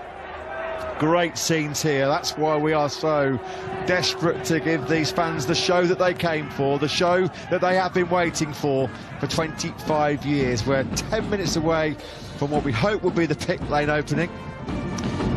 And this is the reason why we have the new 15-minute start procedure in place, the shorter start procedure, is if there is a window in the weather where it does ease off, they want to make the most of it, because of course there's every chance if it does ease off that the rain could intensify once again later on. So a sensible application of the rules, where if we do get a little bit of a gap in the weather where we can get a race, and it's important to capitalise on it as soon as we can. The fans there getting the pictures that they'll cherish for many a year to come. Hopefully they'll get some pictures of MotoGP bikes being ridden in anger around this Mandalika circuit. There has been a little bit of a break in the torrential rain. Let's hope those clouds can clear off and we can get some race action coming up. We can hear a few MotoGP bikes just being warmed up in the pit lane. That's got the fans cheering, and this will hopefully get us all cheering, because the new schedule has just been released. There you can see on your screens, pit lane will open as we'd anticipated and as we'd hoped at 4 p.m. local time for a race start at 4:15 local time, so about 75 minutes after we'd hoped to have the Grand Prix of Indonesia underway here in Mandalika. But let's hope that finally this easing of the rain means that we will get this much anticipated, this much expected and much hyped Grand Prix of Indonesia here in Lombok.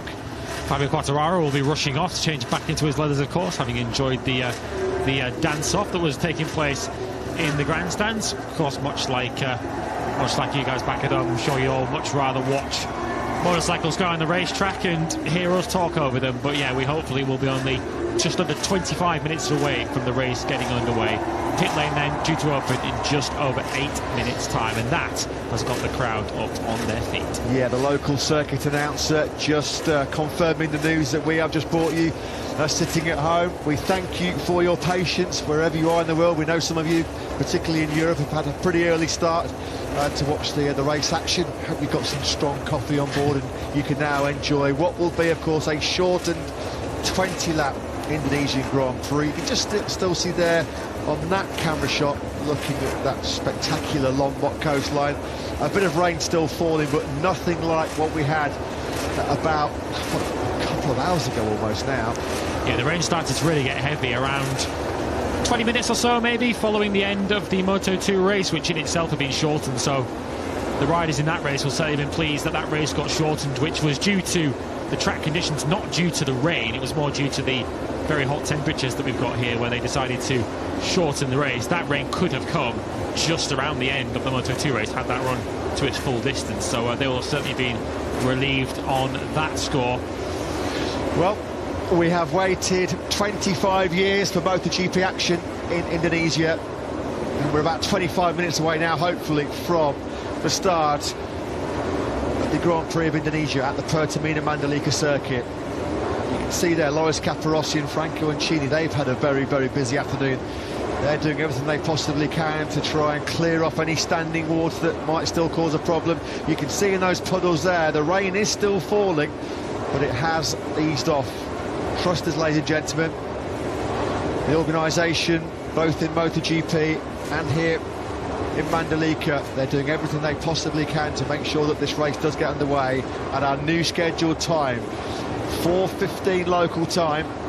So perhaps we can call that part of the race at the shallow end, can we, of this Pertamina Mandalika circuit. Yeah, they've been working right throughout this delay, as I mentioned. It was important to them that when the weather did break and an opportunity to get a racing did take place, that the track was immediately in a condition that they could get racing as soon as possible. We have seen, and you can see a little bit there as well, back on Saturday morning when we went out for free practice 3 in Moto3, we saw Elia Bartolini have a really big high side out into the gravel chaps, and the gravel chaps were absolutely flooded here. So hopefully they've been keeping an eye on that as well to make sure that there aren't too many puddles that the riders could fall into.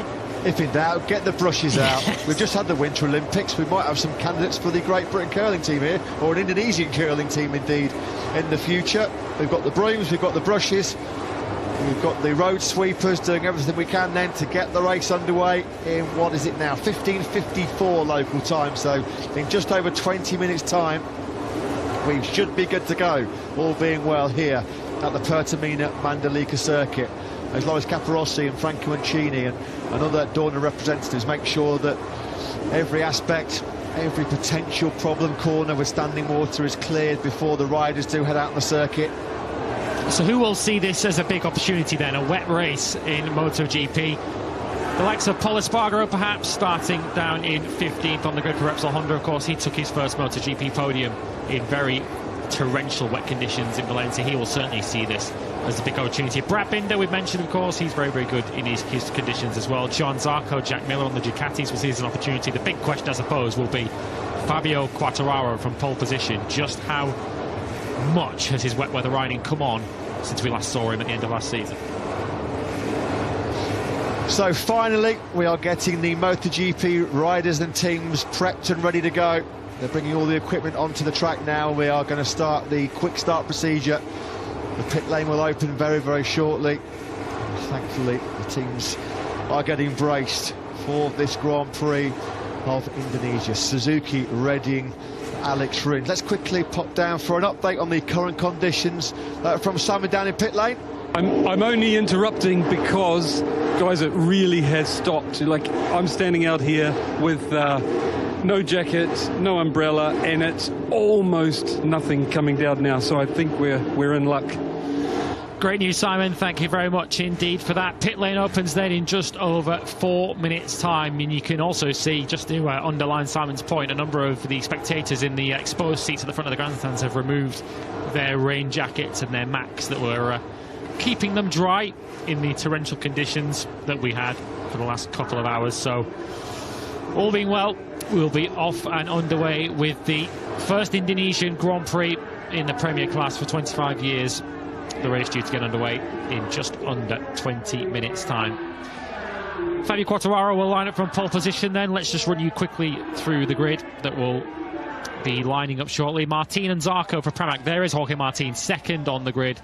Starts from the middle of the front row. Brad Binder heads row 2 ahead of Bastianini, the World Championship leader, and Pecco Bagnaia. Oliveira, Rins and Miller there on row 3 ahead of Aleix Espargaro, Fabio Di Gianantonio, the top rookie, and Luca Marini. Marco Bezzecchi starts 13th ahead of Franco Morbidelli, who did receive a 3-place grid penalty for an infraction during the practice start session at the end of FP3 yesterday. That dropped into 15th. He's now been promoted back up to 14th because Marc Marquez, unfortunately, who a number of those fans came to see, will not be starting this Indonesian Grand Prix due to a concussion sustained in a violent high side during the warm-up session this morning.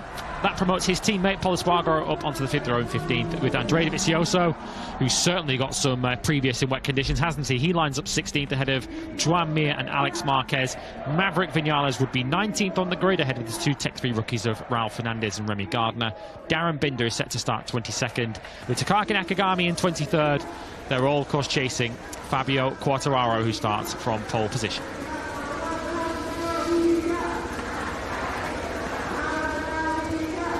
Yeah, just actually quickly popped out of our commentary box and saw on the back of a scooter going to the Repsol Honda office was Marc Marquez. Quite a big plaster, it looks like he got on the right elbow. If that's all he got away with after that monster high side at turn 7 in this morning's warm-up, he's a very, very lucky boy. Of course, the 8-times world champion. Sadly, not a participant in this shortened 20-lap Indonesian Grand Prix. After that big spill this morning in the warm-up session, we wish Mark well and hope he's back in action, fighting fit and ready to go when we make our first trip to South America since 2019. The Termas de Rio Hondo circuit primed and ready for action there in 2 weeks' time. So 90 seconds then until the bikes will head out onto the racetrack, and of course the riders wouldn't ordinarily push too hard on a sighting lap, but you can imagine the riders will be very, very keen when they head out there to get a real idea of what the grip levels are like. Of course, they'll do 1 lap to the grid, and then within 15 minutes of the pit lane opening, we will be off and running with the warm-up lap in this 20-lap Indonesian Grand Prix. Joan Mir boy, has he got some work to do, starting 17th on the grid, although he hasn't felt happy or comfortable at any stage really in the dry conditions this weekend. So perhaps a wet Grand Prix might present him with an opportunity to paper over some of the cracks of what has been a really desperate weekend for the 2020 world champion. You know, although he's been in MotoGP a couple of years, hasn't he, Joan? Likewise, Fabio Quartararo, they don't have an awful lot of wet weather experience. This is a journey into the unknown as well for the rookies, the likes of Marco Bezzecchi, Fabio Di Giannantonio, Remy Gardner, Darren Binder as well. They'd have never raced a MotoGP bike in rain conditions. So Fabio Quartararo, for the first time in 9 long months, can't believe we're saying that. He was always the qualifying king of MotoGP, wasn't he, the Frenchman? But he is going to start from pole position in this 20-lap Grand Prix. The number 20 flags waving proud in the Mandalika grandstands.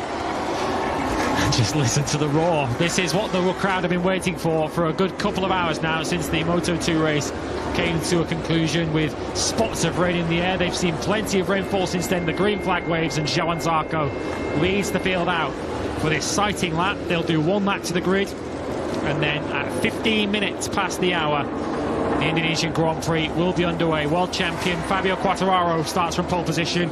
Just how much has his wet weather riding come on since last season? Of course, it was his difficulties in the wet conditions and mixed conditions that saw him start the Grand Prix that eventually concluded with him as world champion back at the Emilia-Romagna Grand Prix last year from 15th on the grid.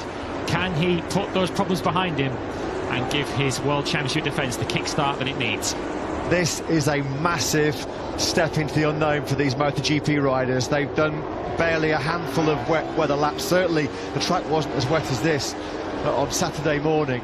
So this really is stepping into the unknown territory. Who's going to quickly master the conditions? Who's going to take the big risks? Jack Miller, well, you know that he's so good in the wet conditions. He's proven to be strong on the Ducati and the Honda in the past. Of course, it was mixed conditions, and he took that famous win at the Dutch TT in Assen back in 2016. Who else has got really strong wet weather prowess in this field? Frankie Morbidelli's actually not a bad wet weather rider.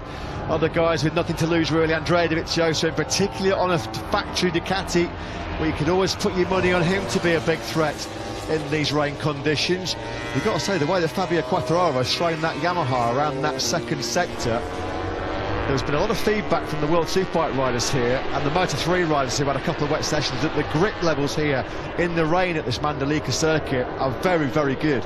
Very good indeed. So you can see the guys are just out there now trying to understand where the patches of water are, where the water's perhaps at its worst, and then also just work out the grip levels. Pecco Bagnaia, also relatively inexperienced in terms of wet weather riding in MotoGP as well. Alex Rins is a rider I'd perhaps point to as well, who might have half a chance in these conditions. He starts in the middle of the 3rd row in 8th place. Pit lane closes in 4 minutes time, which is why you're seeing riders come back down pit lane. They do have time to do this. This isn't like the quick restart procedure where you have 60 seconds to get out there before the pit lane closes again. So understandably, some of the smart cookies on this grid, the 2 Pramac riders, the 2 Suzuki riders, taking the opportunity to do an extra lap of the track before they pull up on the grid, just to get a little bit more information, just to see where some of the damper patches are, where some of the grip levels are.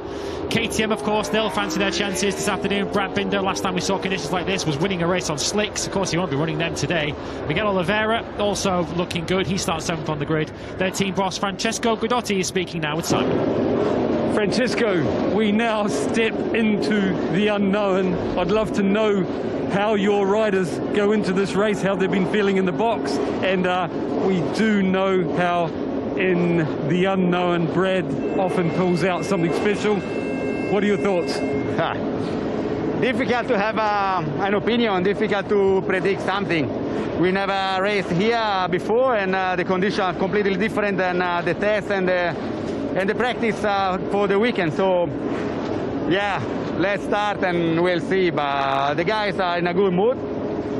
Both of them usually perform well in the wet conditions. So yeah, finger crossed and let's go. Best of luck. Thank you. Yeah, thanks to Francesco Guidotti. A great start, as Lewis said, for the KTM team in Doha. Brad Binder, his 3rd podium finish in the Premier class. I wonder if he's going to be tempted to go out on slick tyres. Joking, of course. That was, of course, his brilliant victory at the Red Bull Ring in the Austrian Grand Prix last year. So finally, we are getting the grid forming here at the Pertamina Mandalika circuit in Indonesia. Pramac Ducati await their man, Jorge Martin and Johan Zarco, both going from the front row of the grid. Brad Binder. There's going to be some nerve jangling now because, as we mentioned, we can't overemphasise, this is a complete blank canvas, a complete journey into the unknown for these guys.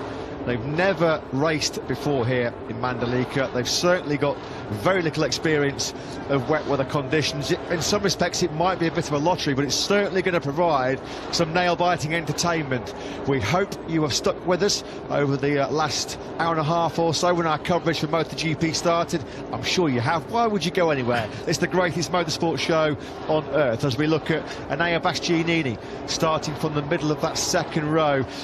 Binder and Bastianini, Lewis, in the dry, you really fancy them to be strong given they've excelled in the Doha from really good qualifying performances. Let's quickly pop down to the grid again. Piero Taramasso and Michelin, they've been thrown an 11th hour curveball, haven't they, by these tricky conditions. Simon's with the Michelin Motorsport manager, Piero Taramasso. Yes, Piero, some new conditions for you to make the weekend even tougher. Can you tell us what tyres the riders will go for? Yeah, in this condition, the choice is medium front and medium rear. This is the one because the track temperature is still quite high, is around 25, 26 degrees. And also because here, the tricky point is the overheating on the right side. With the soft compound, the problem that you might overheat too much, you lose grip.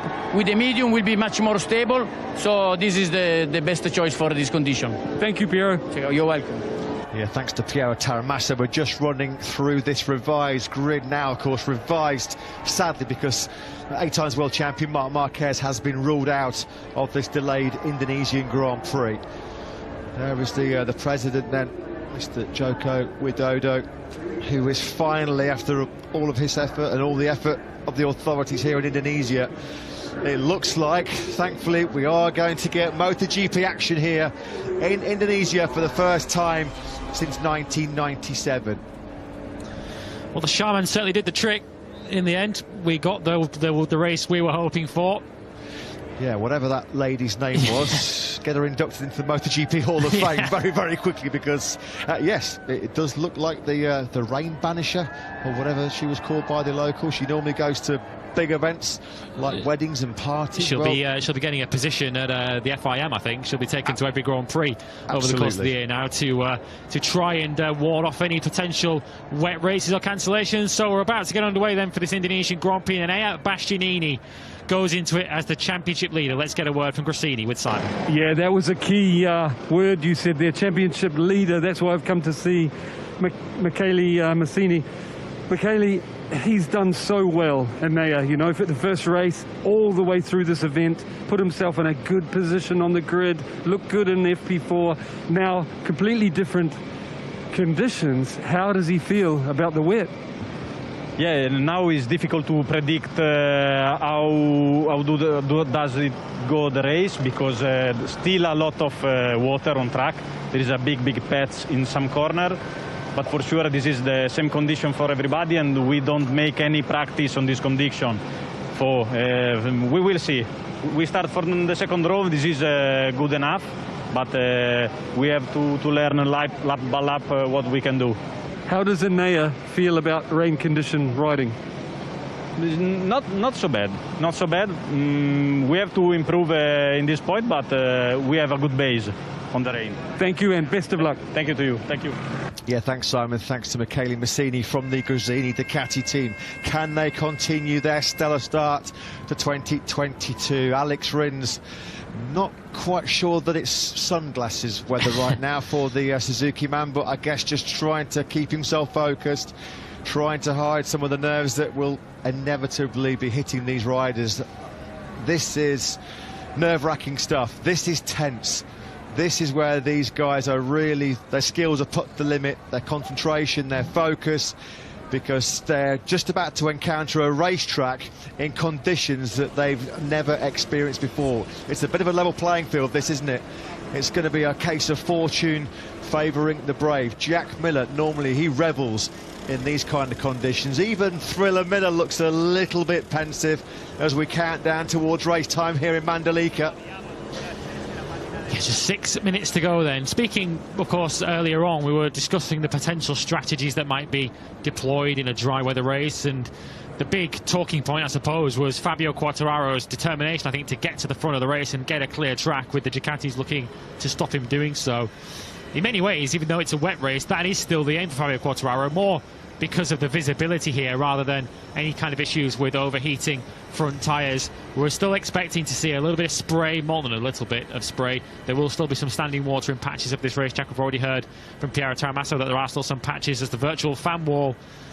Get ready to see this historic first Indonesian Grand Prix in 25 years. If we are going to see some spray, particularly in the early laps with the field all running together, it's going to be so important for these guys to try and get a clear track as soon as possible. Yeah, Fabio Quartararo would not have known how perhaps significant that pole position was yesterday. He knew it was going to be good and crucial in dry conditions. Well, it might be absolutely vital now with, as Lewis said, the potential for spray hitting the riders that are in the chasing pack. An excellent weekend so far then for this young man, Fabio Di Giannantonio. Very, very limited experience of that Ducati in rain conditions. This is going to be a tough test of the mettle for these MotoGP riders. 5 minutes then to the race start here in Mandalika, and finally we can say there's going to be MotoGP race action in Indonesia. Our first visit to Southeast Asia since 2019. One rider perhaps to identify that we haven't mentioned yet, who will certainly fancy his chances in these conditions. Starts all the way back in 18th on the grid. The brother of this man, Marc Marquez, if you're just joining us, will not start this Grand Prix due to a concussion sustained in the warm-up earlier on today, as some drizzle starts to fall, as Simon Crafar lets us know from pit lane. But Alex Marquez, his brother, of course, took a sensational podium, his first podium in MotoGP in very wet conditions at Le Mans, and very nearly won that Grand Prix as he was chasing down Danilo Petrucci. He'll certainly be a rider who will have a big result on his hands potentially today, certainly a bigger result than he thought when he qualified 18th yesterday. Let's just hope then that that rain that's just starting to fall a little bit heavier again, as the team personnel are told to clear the grid, that it doesn't start falling as ferocious as what it did about an hour ago, which caused this lengthy delay here for the MotoGP return to Indonesia for the first time since 1997. Understandably, some really tense, anxious-looking faces down there on the grid. Somebody give Aleix Espargaro a glass of water. He looked like he got a real dry mouth. So here it is then, finally, we're about to get underway in MotoGP here in Indonesia. Two Pramac Ducatis on the front row of the grid. Johan Zarco in third place. Jorge Martin starts from second place. But it's the reigning world champion Fabio Quartararo who starts from pole position in our first Indonesian Grand Prix in 25 long years. Don't go anywhere, folks. 20 laps of pure drama and theatre coming your way in MotoGP. Up next.